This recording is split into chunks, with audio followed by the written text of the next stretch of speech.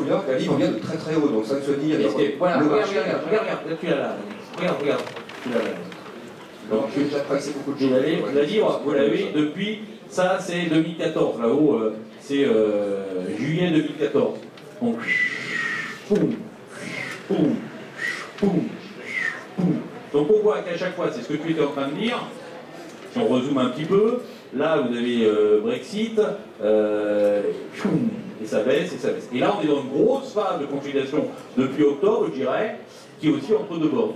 C'est ton triangle que tu montrais. Et quand tu montes vraiment zoom, on voyait un beau triangle, et alors qu'on a plutôt une phase de plateau, on a plutôt l'impression. On est d'accord, tu étais d'accord avec ça. Et rappelez que les phases de continuation, les figures de consolidation sont aussi appelées des figures de continuation, et donc ça laisse sous-entendre qu'a priori on pourrait casser vers le bas. Mais avant de casser, c'est pas l'heure, avant l'heure, c'est pas l'heure, après l'heure, c'est plus l'heure, donc il faut attendre la rupture. On a des tout à fait. On pourrait tout à fait avoir ici une sorte de triple ou double bottom, etc. Donc il faut casser la zone des 1,2850 et à partir de là, et attendre aussi du volume. Donc pour l'instant, sur le mouvement, on a peut-être ici un mouvement en correction ABC, un début de mouvement, mais c'est vrai que c'est s'avancer beaucoup en besogne que de dire ça. Moi j'aurais plutôt tendance à penser que ça va rebondir, c'est à cause du mouvement, mais j'attends, hein, parce que c'est un peu risqué. Est-ce que Nicolas ou Vincent, sur GBP USD, tu as quelque chose qui viendrait compléter ce qu'on a dit? Tu ne serais pas d'accord?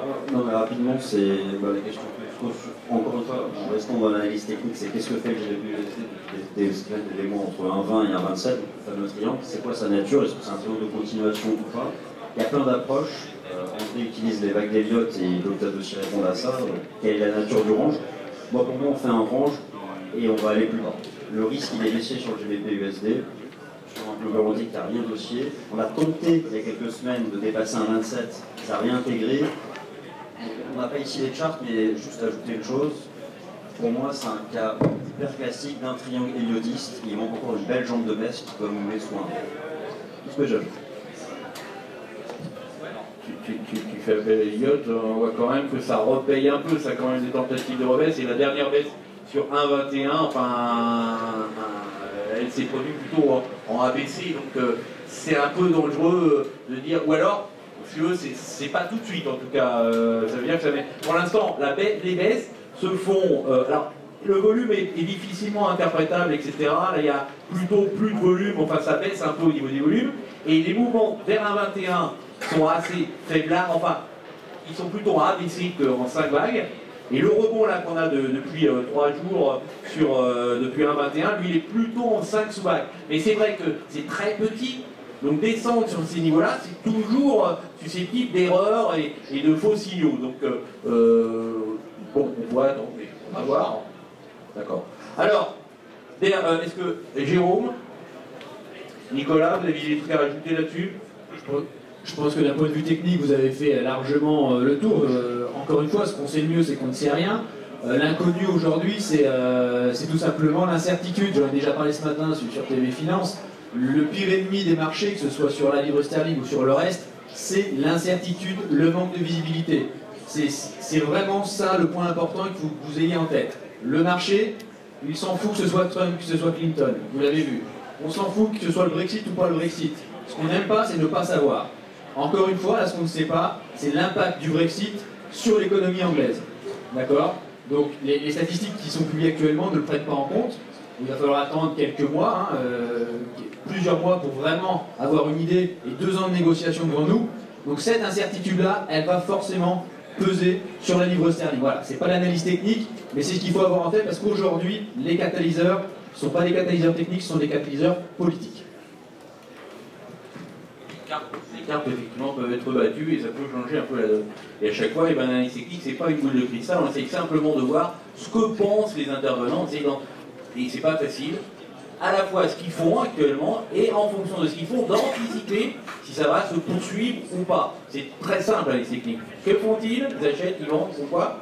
Et ensuite, est-ce que ça va se poursuivre? Ou est-ce qu'ils arrivent à la fin de leur mouvement, à la fin de leur achat, à la fin de leur vente, et donc en fonction de ça, essayer de poursuivre au-delà. Évidemment, bien sûr, s'il y a à chaque fois une nouvelle fondamentale qui vient en 24, mais chaque fois, je considère, pour pas non plus avoir toujours raison avec les analyses techniques, on dit ah, il a toujours raison, etc. Ah oui, c'est à cause de ci, c'est à cause de ça. Non, il faudrait qu'il y ait vraiment, pour que l'analyse technique soit rebattue, qu'il y ait vraiment un changement vraiment inattendu. Normalement, il n'y a pas trop de changements inattendus. On sait que la Fed va relever ses taux, on sait que la BCE va tout doucement réduire son quantitative easing. Donc pour l'instant, alors après Trump, il peut faire un peu plus, un peu moins. Évidemment, comme je disais ce matin, si Trump se casse la gueule et qu'il est en voiture et qu'il meurt, ça peut peut-être rebattre les cartes. Mais on verra. Alors, qu'est-ce qu'on fait comme dernière paire USD JPY? Simplement, moi je voulais dire sur la livre qu'on a une tendance mensuelle baissière, une tendance hebdomadaire baissière, des risques fondamentaux et politiques baissiers. Néanmoins, on peut constater ces 5 derniers mois que la livre contre le dollar a été particulièrement forte. Elle tient bon, malgré tout ce qu'on entend.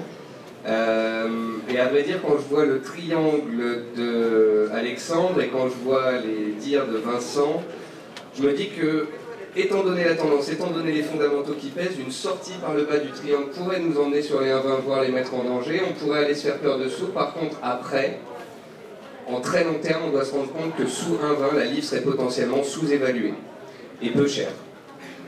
Donc, voilà. Potentiellement, c'est baissier, les risques sont baissiers. Si baisse, il doit y avoir. Il faudra voir, une fois qu'on sera passé sous les 1,20, s'il y a une réaction de long terme qui s'opère. Parce qu'il me semble qu'à long terme, le potentiel baissier est expiré. Quand vous regardez la crise de 2008-2009, vous voyez que la livre a perdu 31% en l'espace de quelques mois. Or, depuis 2014, elle a perdu 30% également depuis son point haut. Donc en termes d'effet de balançoire, puisqu'on utilise ce genre de technique en analyse technique, vous avez un mouvement baissier fort en 2008-2009, une reprise haussière de quelques années, puis un mouvement baissier extrêmement long, qui a été corroboré par des fondamentaux négatifs. Donc c'est toujours baissier, il y a des risques baissiers, mais à long terme, un bottom pourrait ne pas être très long. Voilà. Mettre un petit peu ce qu'avait dit Nicolas. Voilà, vous voyez la forte baisse de 2008 à 2009, la stabilisation, rechute de nouveau. Vous pouvez tracer un canal baissier de très long terme qui englobe les cours et vous vous rendez compte qu'on n'est pas très loin de la bande basse. Oui, je ne tracerai pas ton canal baissier parce qu'il est très large, je vois ce que tu veux dire. Je tracerai plutôt un petit canal baissier ici, c'est-à-dire qu'il y a une baisse ici, une consolidation et une baisse ici. La baisse en général, ouais, effectivement, le mouvement est plutôt baissier. On peut même, si on traçait, peut-être qu'il y a une tête d'épaule de retournement baissier ici, qui est en train de se former également sur très long terme. Également. Bon, on voit qu'on baisse. Ici, on a beaucoup baissé. Parce que je suis un peu d'accord sur ce que tu as dit qui était assez intelligent. Je ne dis pas ça pour les autres, hein. Mais on m'attaque tout le temps. Alors, donc, mais je veux dire, c'est que tu as raison de dire que si c'était aussi baissier, c'est bizarre. Pourquoi ça stagne de trop? Voilà ce que tu voulais dire un petit peu. Et le fait que ça tienne aussi bien, malgré des incertitudes, malgré un an, c'est un peu ce que je disais pour le CAC en septembre, où il disait on tient bien à 4006, malgré qu'on a le Brexit qui vient d'arriver, et malgré qu'on a Trump qui a les élections américaines, et pourtant ça se tient bien. Donc, et en Elliott, évidemment je concluais en Elliott que ça me donnait 5000, 5002. Ok, le marché m'a donné raison, tant mieux. Mais ce que je veux dire, c'est qu'à chaque fois, faites attention comment le marché réagit par rapport à une bonne ou une mauvaise nouvelle. Donc là, c'est plutôt effectivement relativement sombre, et finalement ça baisse plus. Est-ce qu'on n'aurait pas fini la baisse? Donc, mais on est d'accord que prendre une position là-dessus, c'est s'avancer beaucoup, il faudra attendre que le marché vienne confirmer. D'accord. Alors, GBP, non, USD JPY. On va le mettre, hop, je vais te mettre ton truc là. Il est où? Moi je vous le dis, hein, ni l'euro-dollar, ni la livre, ni la UD-USD, ni l'USD yen, ni l'USD CNH n'est intéressant en ce moment. Le Forex, en termes de tendance, est très fatigant en ce moment. La seule paire à la limite sur laquelle je trouve qu'il y a une opportunité graphique, puisqu'on parle d'analyse graphique, qui est intéressante, c'est l'AUD-NZD, le dollar australien contre le dollar néo-zélandais. Donc c'est pour vous expliquer à quel point il faut aller chercher loin pour trouver une configuration intéressante. Il y a des périodes pour les matières premières, il y a des périodes pour les indices, il y en a pour le Forex en ce moment, ce n'en est pas une pour le Forex, très clairement. Je suis assez d'accord avec ça, c'est qu'il faut attention, beaucoup de configurations sont en consolidation en fait, c'est des phases d'attente, d'accélération. Juste pour tomber sur la livre, ce qui effectivement fait qu'aussi on réussit pas mal, c'est qu'il y a la question d'inflation. On parlait tout à l'heure, l'inflation vient contrebalancer le risque baissier lié au Brexit, à court terme pour l'instant, c'est un peu ça qui aide aussi la façon de fonctionner du marché. Ça c'est dollar-yen maintenant, on va terminer par ça peut-être. Le dollar-yen c'est une des paires les plus impressionnantes avec le franc suisse en termes de gros mouvements. Vous le prenez au début des années 90, Ça traduit parfaitement bien le schéma de déflation au Japon qui a duré des années et contre quoi se bat actuellement, et depuis 2012 d'ailleurs, le nouveau gouvernement japonais, Shinzo Abe, qui arrive au pouvoir en 2012, et qui a lancé cette monétisation en outrance et cet alourdissement colossal du bilan de la Banque du Japon par rapport au PIB du Japon. C'est la banque centrale au monde, en tout cas le monde développé, qui a la plus forte taille du bilan par rapport à l'économie japonaise. La BCE est autour de 40%, la Fed autour de 30%, au niveau de la Banque du Japon, on est de 80-90%, c'est absolument monstrueux. Et on voit que malgré ça, ça a du mal à faire affaiblir très fortement le yen. Cependant, je pense que pour les mêmes drivers, on a expliqué tout à l'heure, fondamentaux notamment, le dollar, pour moi, ne peut pas continuer à être trop bas par rapport au yen. Donc on déplace à Donald Trump, mais je pense que le yen va continuer à s'affaiblir par rapport au dollar, que le dollar devrait grimper.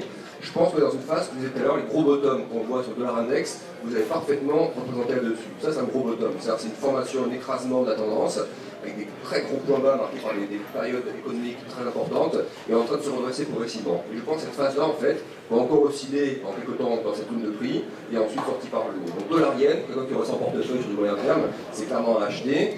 Et André, on passe à la deuxième, je vais ça rapidement. Pour l'instant, dans une zone où là encore, comme dit Nicolas aussi, je partage cet avis-là, le court terme est très incertain. Je ne serais pas surpris d'avoir une mèche qui nous ramènerait vers les 110, voire à 105. Sur un mouvement d'aversion au risque, le yen est très recherché, on peut retomber de manière brutale. Mais ça resterait, selon moi, une correction de toute la phase de reprise de 2012 à 2015. Vous avez cette phase de reprise, on resterait, non pardon, c'est pas celle-ci, c'est trop zoomé, mais la phase de reprise qui était là-bas, on remonte un petit peu, vous voyez, dans cette zone de 119-120, et on retombe. Un très bon signal d'achat. Je pense un des meilleurs signaux que moi que j'ai sur l'analyse technique, de l'Ariane notamment, sur le pair. Un retour, si là on arrive à marquer un bottom à 110, on le saura assez vite, en fonction des événements avril-mai, si le dollar yen remonte à 114-115, je pense un excellent signal pour chercher le retour à 120 et ensuite à 125, puisqu'ils sont les plus hauts des 2 années précédentes. Enfin, de 3 années précédentes. Donc je pense à un trade entre 500 et 1000 pips qui va se présenter si le marché arrive à remonter à 114-115. Ça marquera la formation de 2 gros bottoms ici, réaccélération de la tendance haussière, et on va chercher les plus hauts précédents. Donc court terme, les positions vendeuses, je suis très prudent. Il y a trader, pourquoi pas, mais je pense surtout le gros signal bullish qui va arriver à 114-115. Trop tôt pour l'instant, sauf si vous travaillez dans plusieurs mois. Si vous cherchez un signal swing, même scalp à travailler, mais plutôt swing quand même dans ce cas de figure-là, soyez un peu patient, attendez que ça remonte à 114-115, ça va une très très belle phase, je pense, de poursuite de hausse. Nicolas? Alors sur l'USD Yen, félicitations à Alexandre, parce que en fait il y a 6 mois, quand on s'est vu tous ensemble au salon, il avait dit qu'en cas d'accélération aussi au-dessus des 103-104, ça exploserait. Et vous voyez que ça a littéralement explosé. Donc je vais tout simplement suivre ce qu'il vient de dire. En analyse technique pure, vous voyez donc une accélération haussière forte et une consolidation qui se fait dans un canal baissier à faible pente. Ça s'appelle comment? Un drapeau.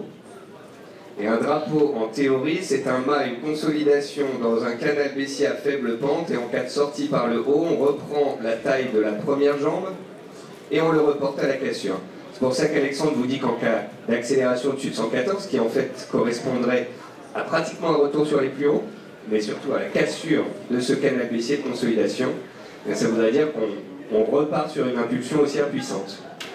Et pour être plus agressif, bien évidemment, on va tracer ce canal baissier qui va nous donner une borne basse vers 110, ce qui explique pourquoi Alexandre vous disait qu'en cas de trou d'air sur 110, il trouvait intéressant de s'y intéresser. Voilà. Ce sera tout pour vous. Jérôme? Là aussi, d'un point de vue technique, je pense qu'on a couvert la situation. Si je dois rajouter une chose qui pourrait peut-être contredire un petit peu les plans de mes amis, c'est la situation sur les indices et l'appétit pour le risque. Encore une fois, vous le savez, l'yen est un support très privilégié en cas de retour d'aversion au risque. Donc le principal catalyseur qui pourrait pousser le dollar yen plus bas, retourner tester pourquoi pas les 100 yens pour $1, c'est uniquement une correction majeure sur les indices qui, un jour ou l'autre, va arriver, on pense. Ça va bien s'arrêter un jour. Donc voilà, gardez en tête, au-delà de l'aspect technique, encore une fois, le retour de l'aversion au risque pourrait provoquer des excès baissiers sur la paire. Juste une petite phrase pour rebondir et finir sur ce que vient de dire Jérôme par rapport au marché action, les indices. N'oubliez pas que les marchés haussiers naissent dans le pessimisme, se développent dans le scepticisme, puis dans l'optimisme et meurent dans l'euphorie. Nous sommes actuellement aux États-Unis dans une vague euphorique. Mais la question est la suivante, quand est-ce que ça va s'arrêter? Et pour finir en beauté, je dirais que on sait quand on est dans une bulle parce que ça sent le savon, mais on ne sait jamais quand est-ce qu'elle va exploser. Je trouve pas qu'on soit dans l'euphorie dans les marchés américains. Hein.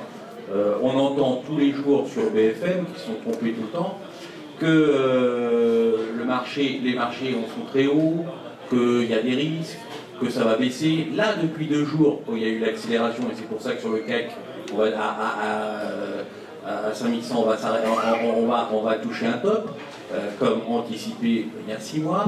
En revanche, maintenant, là, ils sont tous euphoriques, donc n'achetez surtout pas maintenant. Hein. Mais par contre, derrière, depuis un moment, on dit « Oh, mais ça devrait baisser. Oh, mais Trump, ça a beaucoup trop monté. Oh, mais Trump, le salopard, il a fait monter, mais c'est des conneries. Oh, mais le VIX est vraiment très bas. » Le VIX, justement, il est très bas parce qu'il y a une forte favorable. C'est très favorable.